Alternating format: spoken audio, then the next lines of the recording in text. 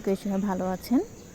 আলহামদুলিল্লাহ আমিও ভালো আছি। কাছে কিংবা দূরে যে যেখান থেকে আমি ভিডিও দেখছেন সবাইকে অসংখ্য ধন্যবাদ আমার ভিডিওটি দেখার জন্য। তো সকালে আপনাদের রাকার বাবাকে দিয়ে সাবান এনেছিলাম, কারণ ঘরে হুল ছিল না, থালা বাসন ধোয়ার ভীম ছিল না।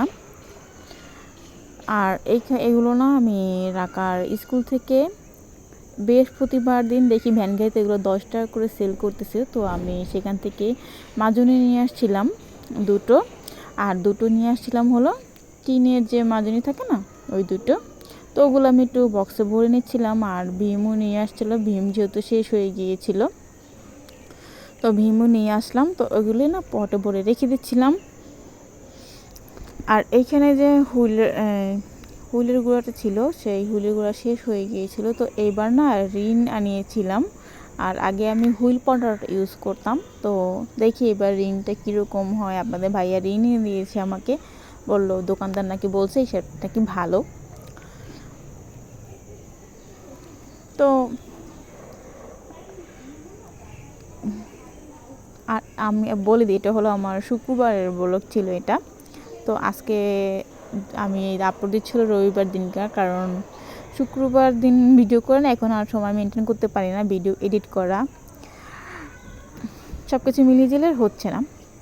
তো এই যে দেখেন এটা কিন্তু খুবই ভালো ছিল, তারের যে মাজনি সেইটা, এটার দাম ছিল 10 টাকা।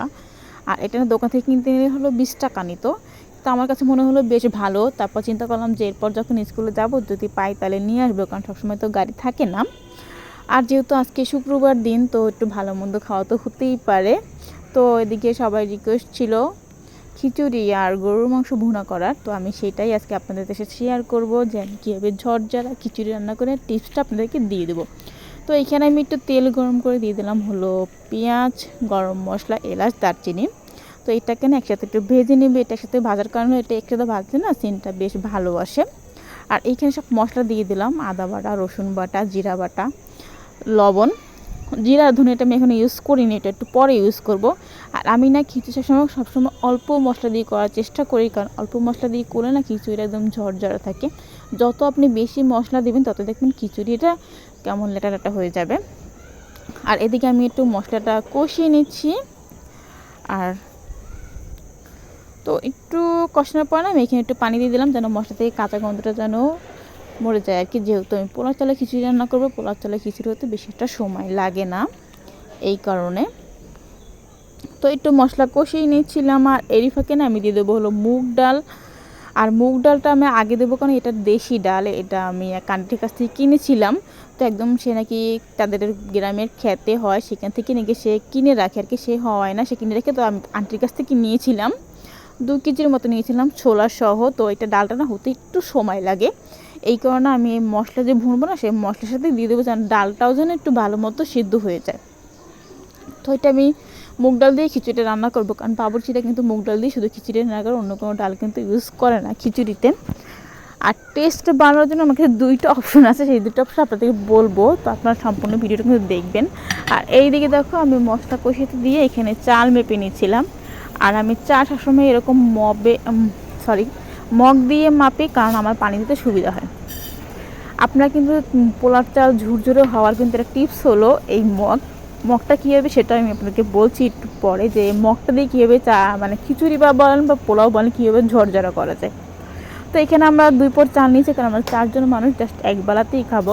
কারণ আমার বাসায় 2 বেলাতে কেউ খায় না, কারণ আমার শাশুড়ি, আমার হাজবেন্ড এরা সবাই ভাতের পাগল, এদের ভাত হইলে আর কিছু লাগে না। আর আমি আমার মেয়ে হলো উল্টা, কারণ আমার আবার বিরিয়ানি, পোলাও এগুলো পছন্দ বেশি হয়। তো এই কারণে আমি একবেলার জন্যই নিয়েছিলাম। আর এদিকে চালটা ধুয়ে ঝরা দিয়ে দিয়েছিলাম। আর এদিকে আমি না দেখলি মশলাটা বেশ ভালো মতো কষানো আমার হয়ে গিয়েছে এইখানে। আর এইখানে তারপর দিয়ে দিলাম হলো পোলার চালটা দিয়ে না বেশ ভালো মতো একটু কষিয়ে নেব, একটু ভাজা ভাজা করে নেব আর কি। মশলাটা যত ভালো কষানো হবে, চালটা যত ভালো ভাজা হবে, ততই আপনার পোলাও বলেন বা বিরিয়ানি বলেন খেতে না টেস্ট তত ভালো হয়। তো এইখানে দিয়ে দিচ্ছি হলো কাঁচা মরিচ, তারপরে দিয়ে দিলাম হলো টেস্টের জন্য টেস্টিং সল্ট, আর একটু দিয়ে দিলাম হলো বিরিয়ানির মশলা। এই 2টা বিরিয়ানি মশলা টেস্টিং সল্টটা আপনাকে মাস্ট দিতে হবে, আপনি যদি একদম পারফেক্ট বাবুর্চি বা রেস্টুরেন্টের খিচুড়ির ফ্লেভারটা পেতে চান।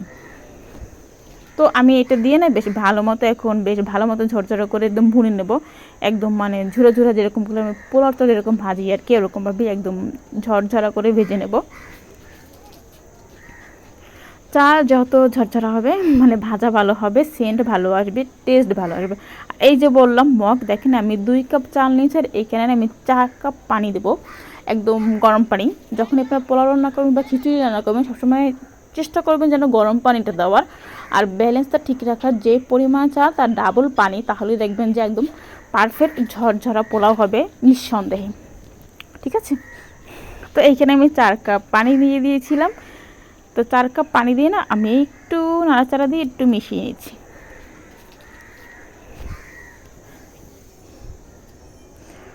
আর এইখানে যেটা হলো মেন জিনিস, এত মশলা দেওয়ার পরও যখন টেস্ট আসে না, সেটা হলো লবণ। তো আমি লবণটাও একটু টেস্ট করে তারপর লবণটা একটু অ্যাড করে দিলাম এইখানে। আর এইখানে আমি এখন 10 মিনিটের জন্য রেখে দেবো যেন পানিটা টেনে যায়। আর ওদিকে আমি দেখেন বসে গেছি হলো মাংস কাটার জন্য, যেহেতু মুরগির গোশ ভুনা গরুর গোশ ভুনা করবো। তো আপনাদের ভাইয়া গতকাল রাত্রে গরুর গোশ আনছিল, তো বেশিরভাগটাই ছিল চর্বি। তো আমি ওকে দেখেছিলাম দেখ এত চর্বি কীভাবে খায়। তো আমাকে বলতেছিল তেলের দাম, তোমাকে তেল দেওয়া লাগবে না, তুমি যে গোশ থাকবে গোশের তেল দিয়ে তোমার গরু মানে হয়ে যাবে। তো যাই হোক একটু মজা করে নিচ্ছিলাম আমরা আর কি। তো এদিকে আমার খিচুড়ি কিন্তু অর্ধেকটা হয়ে গিয়েছে। তো এখন না আমি জাস্ট ভাপে দিয়ে দমে রেখে দেবো আধা ঘন্টার জন্য।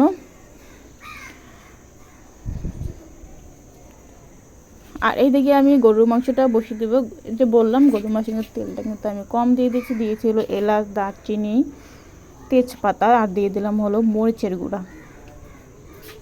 আর এখানে দিয়ে দিলাম হলো পেঁয়াজ কুচি একটু উঠিয়ে দিলাম, কারণ আমি এখানে বাটা পেঁয়াজ ইউজ করব। ফ্রিজে ছিল, আমি আগে দেখিনি, তো চিন্তা করলাম এটা ইউজ করে ফেলি। আর এইখানে দিয়ে দিলাম হলো পরিমাণ মতো আটা বাটা, তারপরে দিয়ে দিলাম হলো রসুন বাটা। মশলাটার কথা বললাম না, মশলাটা যার যার অনুযায়ী দিবেন। আর এখানে দিয়ে দিলাম হলো জিরা আর ধনিয়ার গুঁড়া, আর দিয়ে দিলাম স্বাদ মতো লবণ, দিয়ে বেশ ভালো মতো এখন মশলাটা একটু কষিয়ে নেবো। দিয়ে দিলাম হলো হলুদের গুঁড়া,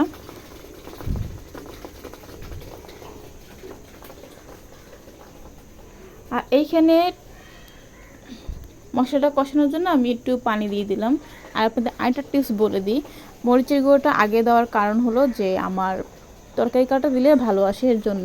তো মশলাটা কষানোর পরে আমি এখানে গোশ দিয়ে দিলাম, আর গোশটাও একদম কষিয়ে নেব। তো গোশে আমি এখন আর পানি অ্যাড করব না, যে পানি আছে ওই পানিতেই আমি মানে গোশ থেকে যে পানিটা বের হবে ওই পানিটাতে ভালো মতো কষিয়ে নেব। তো ঢাকনাটা দিয়ে দিলাম। তো আমি না একদম আচ্ছা খাসা একদম বেশ ভালো মতো গোশটা কষিয়ে নিয়েছিলাম। আর আমার মেয়ে কিন্তু বারবার আসতেছিল আর দেখতেছিল কালার কীরকম হয়েছে, মানে টেস্ট কীরকম হয়েছে। দেখেন মাশাল্লাহ অনেক সুন্দর কালার আসছে, একদম লাল লাল কালার, দেখলেই বোঝা যাচ্ছে কত পরিমাণে তেল বেরোয়েছে গোশ থেকে। আর আমার বাসায় আমি গোশ আলু ঝোল রান্না করি আর ভুনা করি, আলুটা দিতে হবে মাস্ট, কারণ আমার ঘরে সব আলু লাভার। আমার মেয়ে আলু পছন্দ করে, হাজব্যান্ড আলু পছন্দ করে, আমার শাশুড়িও আলু খুবই পছন্দ করে। তো এই কারণে এদের জন্যই দিয়ে দিলাম হলো আলু। এটা আপনারা ভুনা আলুর গোশও বলতে পারেন, যেটা আমার কাছে আর কি মনে হয়। তাই তো আলুটা দিয়ে একটু কষিয়ে তারপর আমি এখানে পানি দিয়ে দিলাম। আমি এখানে কম পানি ইউজ করছি, কারণ আমি যেহেতু ভুনা করবো, বেশিটা ঝোল রাখবো না। তো জাস্ট আমার গোশটা মোটামুটি প্রায় সেদ্ধ হয়ে আসছে, যতটা আলুটা হতে যতটুকু পানি লাগে কতটুকু পরিমাণে পানি দিয়ে দিলাম। তো দিয়ে বাস ঢাকনাটা দিয়ে দিলাম এইখানে। আর এইখানে আমি হলো সালাদ রেডি করছিলাম। আর দেখেন টমেটো ছিল, দেখি যে নষ্ট হয়ে গিয়েছে, তো এটা পাশে রেখে দিচ্ছিলাম। আর যেগুলো সালাদ ছিল ওগুলো নিয়ে নিচ্ছি, তো খিচুড়ির সাথে সালাদ না হলে কিন্তু জমে না ব্যাপারটা। তো এখানে কাঁচামরিচ নিলাম, নিয়ে নিলাম হলো লেবু। তো লেবুটা আমি গোল গোল করে কেটে নিচ্ছিলাম। আর এরকম দাঁড়িয়ে আমার মা বলতো যে পানির ভিতরে লেবু রাখলে নাকি লেবু থেকে রস বেশি বের হয়। তো আমি সেই টেকনিকটা কিন্তু অবলম্বন করলাম। তো লেবুগুলো বাস একদম পানিতে চুবিয়ে ধুয়ে নিয়েছি। আর এই তো কাঁচামরিচগুলো ধুয়ে নিলাম। আর কিছু পেঁয়াজ ছিল, ওই যে তখন গোস্তের যে পেঁয়াজটা ছিল ওইটাও আমি এখানে নিয়ে নিলাম। আর এই যে দেখেন মাশাল্লাহ মাশাল্লাহ আমার খিচুড়ি একদম পারফেক্ট, টেস্ট পারফেক্ট, লবণ পারফেক্ট, একদম সব পারফেক্ট। তো আপনারা যদি এই রেসিপিটা ফলো করে করতে পারেন, আমার রেসিপি দিয়ে যদি করেন তাহলে কমেন্টে জানাবেন। আর আপনাদের কাছে একটা রিকোয়েস্ট, যদি ভিডিওটি ভালো লেগে থাকে প্লিজ চ্যানেলটি সাবস্ক্রাইব করে আমার সাথে থাকবেন। আর প্লিজ একটা করে লাইক দিবেন, কারণ আপনাদের একটা লাইক আমাকে অনেক দূর পর্যন্ত আরেকজনের কাছে আমার ভিডিওটা পৌঁছে দিতে পারে। তো এটা আপনার কাছে রিকোয়েস্ট। আর দেখেন মাশাল্লাহ মাশাল্লাহ তরকারি কালারটা অনেক ভালো আসছে। আসলে আমি মনে করি যে যতটা দেখতে চেহারার কালার সুন্দর হয় বা তরকারির কালার যতটা সুন্দর হয়, টেস্টটার খাবার অতই বেশি থাকে। তো তো তরকারি বেয়ে নিচ্ছিলাম, আর খাওয়াটা দেখে তো পারলাম না, কারণ আমরা কারেন্ট নেই। আমি কিন্তু এগুলো অন্ধকার সব ভিডিও বানাচ্ছিলাম। তো আজকে মতো আল্লাহ হাফেজ, বাই বাই।